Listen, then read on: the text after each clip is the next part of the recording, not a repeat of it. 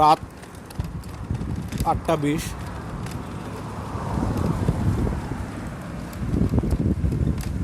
Jail রোডের রাস্তার থেকে নায়ারপুল পয়েন্টের দিকে আমরা যাচ্ছিলাম। জরুরি একটা কাজে আমি বেরিয়েছি, যদিও আগামীকাল থেকে জরুরি কাজ বলেও সন্ধ্যা 6টার পরে বের হওয়া যাবে না।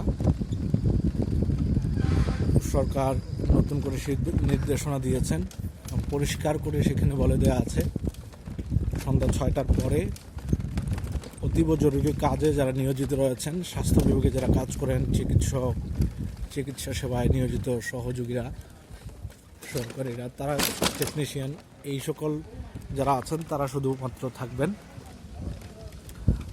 চলাচল করতে পারবেন। তাছাড়া সাধারণ মানুষ এরকমভাবে পরবর্তী নির্দেশ না দেওয়া পর্যন্ত এই নির্দেশনাটুকু মানতে হবে। এখনই মোটামুটি বলা যায় যে পেশাগত কারণে আমি যে কয়েকদিন বেরিয়েছি, সব দিনই দেখেছি যে নিস্তব্ধ নীরবতা আছে। সবাই মোটামুটি ঘরে থাকার যে আকুতি বা নির্দেশনা যাই বলি না কেন, করোনা পরিস্থিতিতে সরকারের এই নির্দেশনা মানছেন সাধারণ মানুষ। তবে কিছুটা মেইন রাস্তাগুলো এরকম ফাঁকা থাকলেও নগরের অলিগলি যেগুলো রয়েছে সেখানে কিছু মানুষের আড্ডা রয়েছে, সেগুলো আমরা দেখেছি এবং এর আগে আপনাদেরকে দেখিয়েছি। সাধারণত পাড়াগলিতে যেগুলো যেসব এলাকায় বাসাবাড়ি বেশি, সেই সব এলাকার মোড়ে কিংবা এলাকার পাড়ার রাস্তার ভিতরে কিছু মানুষের ভিড় ঠিক না, কিছু মানুষের আসলে আনাগোনা দেখা যায়। এবং তারা যেটা করেন সেটা হলো যে নামাজের টাইমগুলোতে যেহেতু মসজিদে যাওয়া যায় না, তারা ঘরেই নামাজ পড়েন এবং প্রত্যেকেই গলিতে হাঁটাহাঁটি করেন। অনেকে সেখানে আবার অসুস্থ রোগী রয়েছেন, ডায়াবেটিসের রোগী রয়েছেন, তারাও হাঁটাহাঁটি করেন। তো কালকে এরকম বেশ কয়েকজনের সাথে কথা হয়েছিল, তারা বলছিলেন যে আসলে তারা ডায়াবেটিসের পেশেন্ট, তারা হাঁটছেন। সেইটা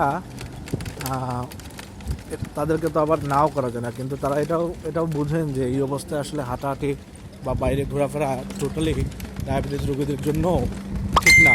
এটা তারা এই নির্দেশনাগুলো বিভিন্ন গণমাধ্যমে তারা দেখছেন, তারা নিজেরা জানেনও, কিন্তু তারপরেও শরীরের জন্য তারা বলছেন যে তারা একটুখানি বাসার সামনে হাঁটতে চান, এইটুকুই, এর বেশি কিছু না।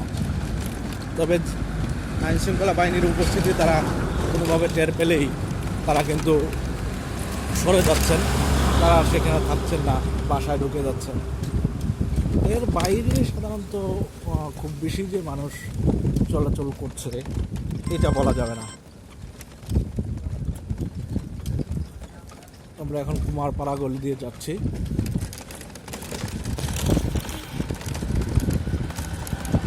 অনেকক্ষণ পর একটু দুটো সিএনজি হয়তো চোখে পড়বে। এর বাইরে তেমন কোনো পরিবহন চলাচল করছে না। দু একটি মোটর সাইকেলের চলাচলও দেখা যায় মাঝে মধ্যে।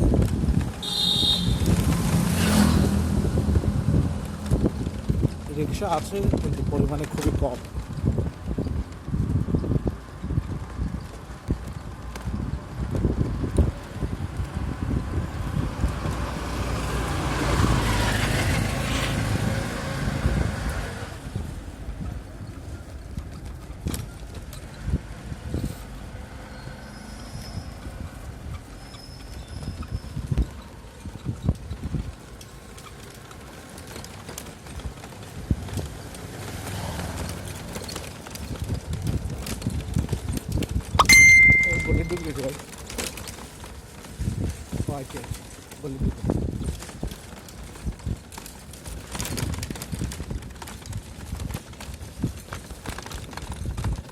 এই স্থানগুলোতে